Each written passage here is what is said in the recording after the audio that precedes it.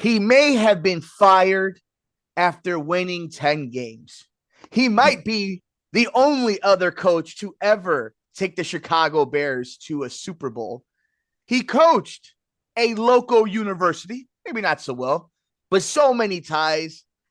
And with one final gift to the city of Chicago, Lovie Smith and his Houston Texans beat the Indianapolis Colts in a major comeback. And now the Chicago Bears, the beloved Bears, are the owners, the occupants of this year's number one draft pick in this year's NFL draft. And we are going to be breaking it down for the next 4 months. Thank you, football gods, for all the content we are going to have here on the Sports Cubicle. It's the marvelous one, Dan Marver. I'm Mike Mercado, of course, Paul Chivari and Devin Tingle throughout the entire show. And what a way to start the new year. What a way to get one final holiday present. Marvelous. This is one of the rare times. I think this is only the second time since 1947 that the Bears have received the number one draft pick in the NFL draft. And so many different ways they could go with it. We're going to get to that, and we're going to have months of talking about that. But your emotional roller coaster that we all went through watching this game against Minnesota and that crazy finish between the Texans and the Colts. How did you handle week 18 of the NFL? Well, it put me to sleep at one point, but I will be honest. I think that Houston was going to pick a quarterback either way, and the Bears weren't going to. So probably not too much has changed. And also the pessimist among us will say, how can they screw this up too? It's fair. Yeah, I think it's very fair. Among recent history, Trevor Lawrence may be excluded. Trying to think of a number one pick that's been outstanding. So, hopefully they will take this opportunity to get the wide receiver or the lineman or the defensive back that they need. But one player is not going to fix this horrible 10-game losing streak team break. And I know a lot of the games were close, but it's still pretty ugly to have a franchise-setting 14th loss. And it's just 3-14 is not acceptable. So that's all I can tell you.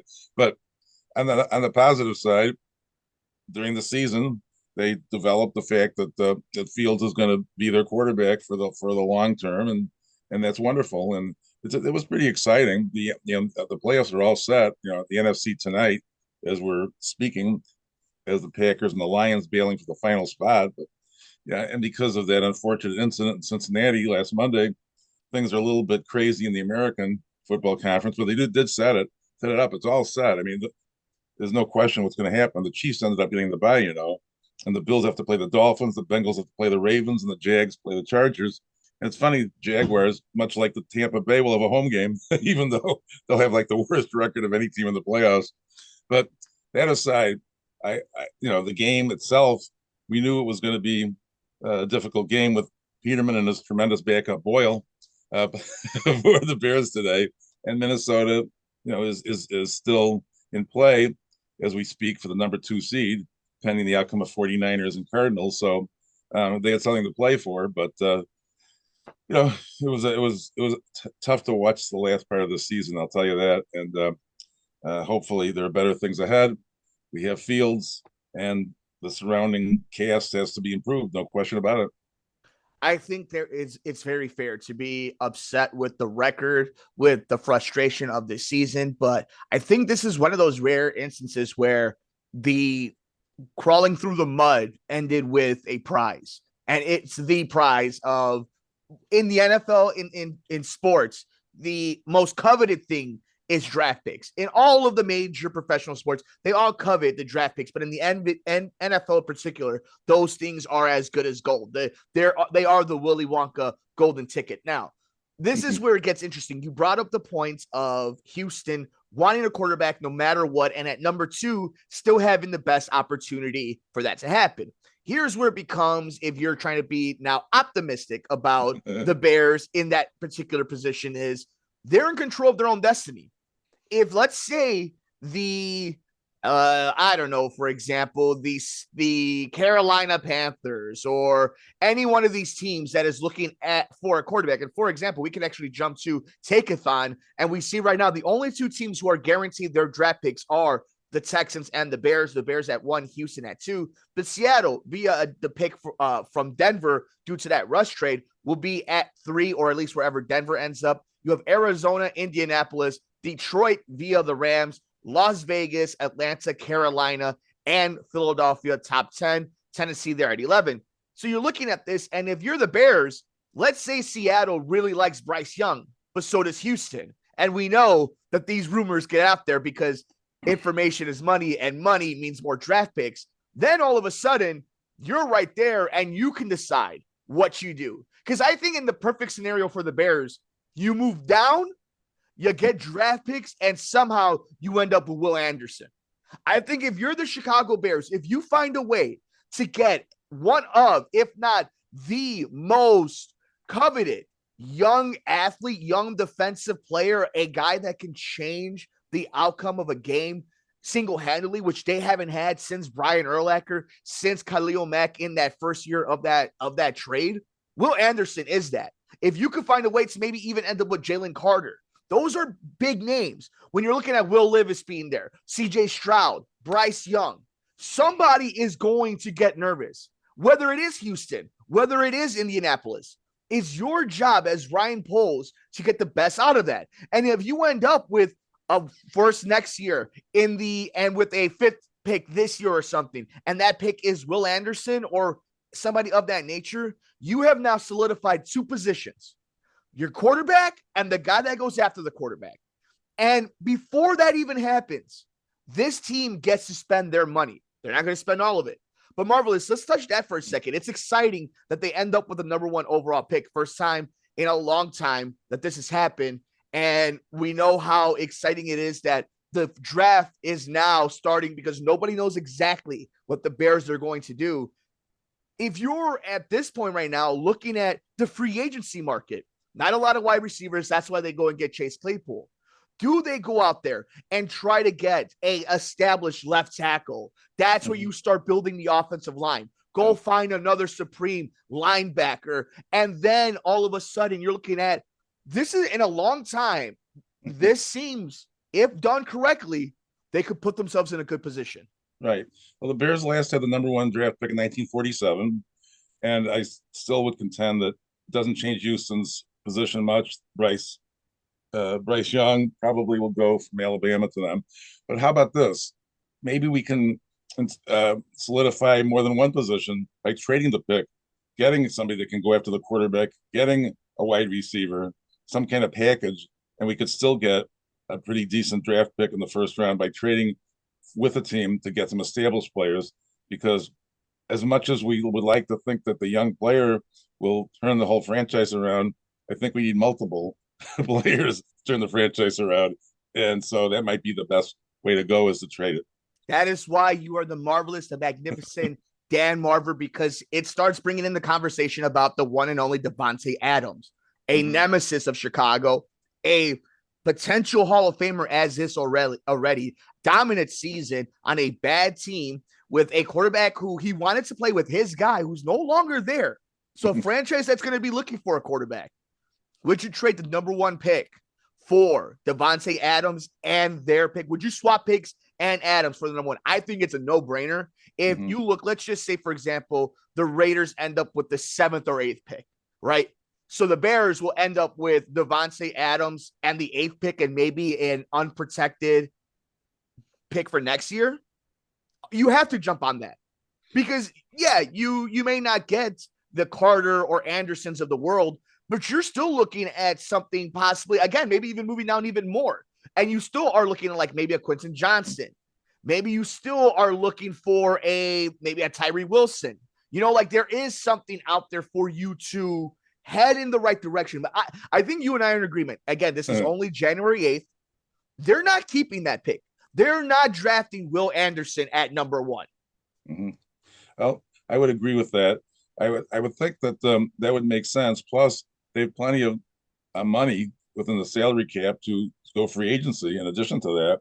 So that's another way that they can improve the team next year. So um, I guess the only good news is that by finishing in last place, they won't have as the most difficult schedule. I mean, next year, but it still, it will be difficult enough because you still have to play some top-notch teams from the other divisions. But it just is so disappointing because we had so much hope for them, and I think that perhaps Devin was the only one that had him with as little as 3 wins. Congratulations. Isn't And that crazy? You bring yeah, that up. I'm so glad you brought that up. That huh, you and I, throughout the entire season, were like, this team is as good as this team is as good as that. But we mentioned the frustration. And I think the reason maybe I'm not as frustrated as you is not only you know, because they ended up with the number one pick, but this front office told you what they were going to do. When they mhm, traded Roquan Smith, when they traded Robert Quinn, when they traded Khalil Mack, when they're bringing and playing certain dudes, and it seemed to me like this. It seemed to me that this was mhm, best case scenario for Ryan Post, what he wanted. Maybe this mhm, wasn't, and I do think if you're looking for the optimist, if you're looking for the the good side, the brighter side of things, it was entertaining at points. Justin Fields had arrived, and I think this is my thing on Justin Fields. We have to talk about it, even though he didn't play.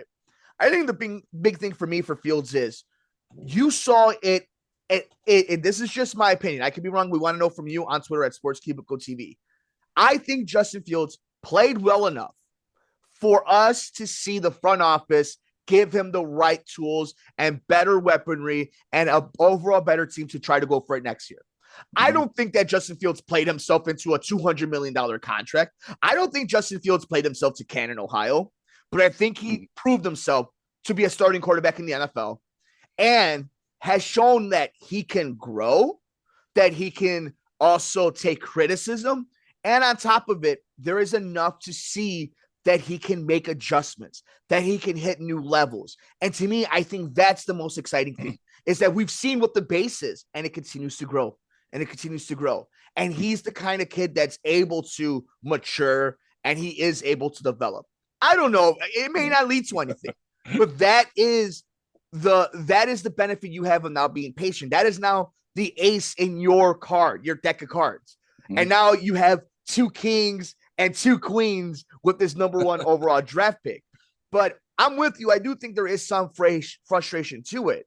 But if you're mhm, looking at some of the top free agents right now, Marvelous, and we have a few yeah, minutes left here as we celebrate, yeah, in a weird way, the Chicago Bears ending up with the number one overall draft pick. But Orlando Brown, at the age of 27, is a free agent from Kansas City, an offensive tackle.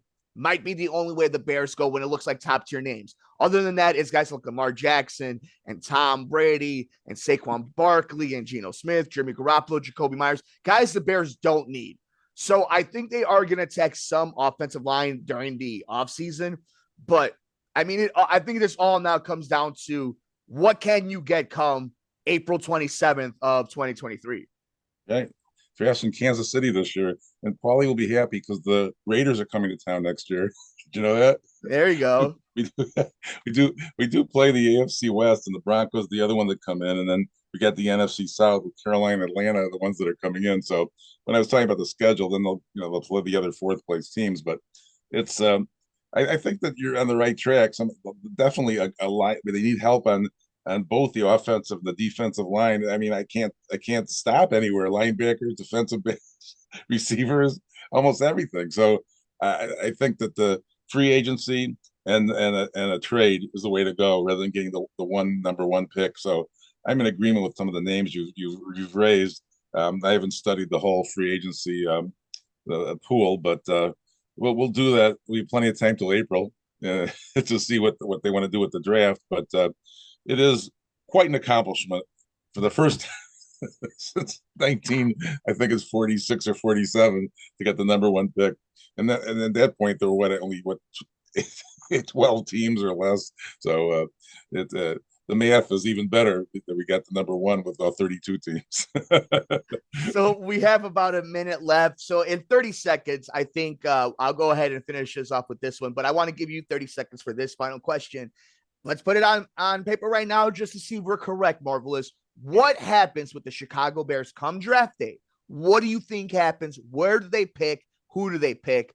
Or at least at the position? What happens when Roger Goodell says the Chicago Bears are on the clock? Well, we've been really talking about the trade route as a real possibility. And if they don't, obviously they're not going to take a quarterback. So they would, take the best available athlete at number two. And I mean, at number one, but that's probably not what's going to happen. I just don't see that.